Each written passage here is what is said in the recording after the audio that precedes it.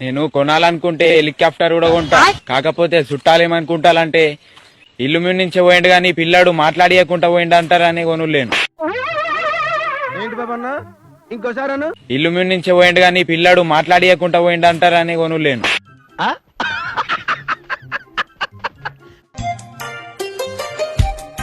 ఏదో తేడాగా ఉందేంటి? కింద పడ్డా సరే రీల్స్ చేయడం ఆపలే చూడు. నిజంగా నీ డెడికేషన్ కి హ్యాట్స్ ఆఫ్ అక్క.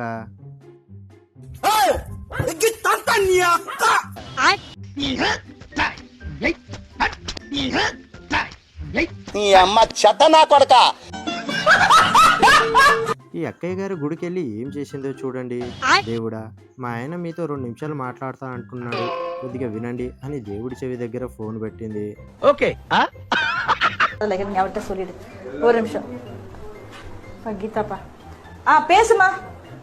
ఓహో, ఈ మధ్య దేవుళ్ళు కూడా ఫోన్ లో మాట్లాడుతున్నారా? பேசுமா.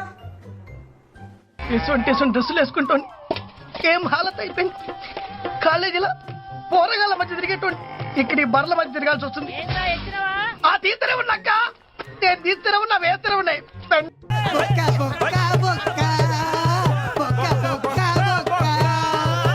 పొట్టిగా ఉన్న తన లవర్కి ఏం కనిపించట్లేదని కొద్దిగా పైకెత్తుకోగానే, ఏంటక్క అంత పని చేశావు? నువ్వు వేసిన బాంబుకి మనోడి ముక్కుల్లోని వెంట్రుకలన్నీ రాలిపోయాయి అనుకుంటా. నీ గూడు చెదిరింది. మంట వెలిగించడానికి భర్త పడుతున్న కష్టాన్ని చూడలేక మేడం గారు ఏం చేశారో చూడండి.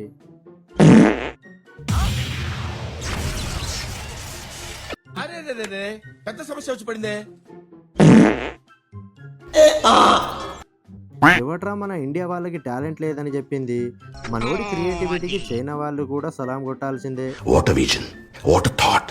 పిచ్చోలు అయిపోయారు మా టీం అంతా. ట్రాఫిక్ జామ్ లో నిలబడి టైం వేస్ట్ చేయడం ఎందుకులే అని అక్కయ్య గారు ఏం చేస్తున్నారో చూడండి.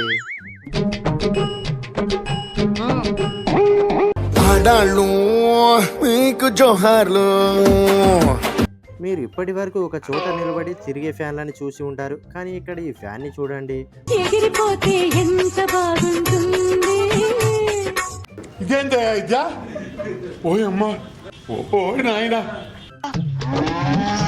మీరేం భయపడకండి, మిమ్మల్ని జాగ్రత్తగా రోడ్డు దాటించే బాధ్యత నాది అన్నాడు. అంతలోనే కొడుకునే నమ్మద్దండి.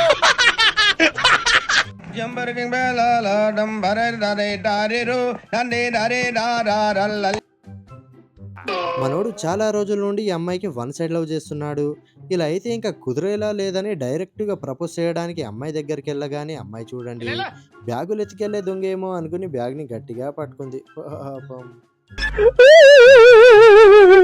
నీ గూడు చెదిరింది, పగిలింది. కుండ బిర్యానీ ఎలా చేయాలో ఇక్కడ చూడండి. కుమారి ఆంటీ వంటల కన్నా టేస్టీగా వండుతా అని ఇంట్లోనే కుండ బిర్యానీ తయారు చేయడానికి రెడీ అయ్యాడు మనోడు.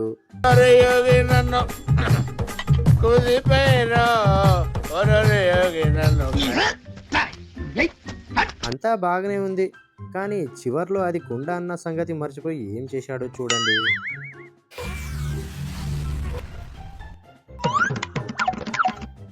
ఫిష్ ఫ్రై కూడా అందరిలా కాకుండా వెరైటీగా చేద్దాం అనుకున్నాడు, కానీ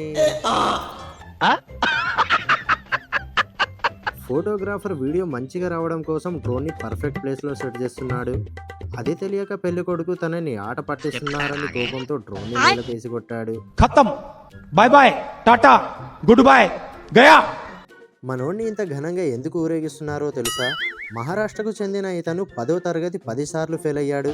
అయినా సరే పట్టు విడవని విక్రమార్కుల్లా ట్రై చేసి 11వ సారి పాస్ అయ్యాడు. అదే మ్యాజిక్. అందుకే మనోడి టాలెంట్ మామూలుగా లేదని ఊరి వారంతా చందాలు వేసుకొని మరీ గ్రాండ్ గా ఊరేగించారు. Good fantastic. ఎక్కడో కొడుతుంది సీనా.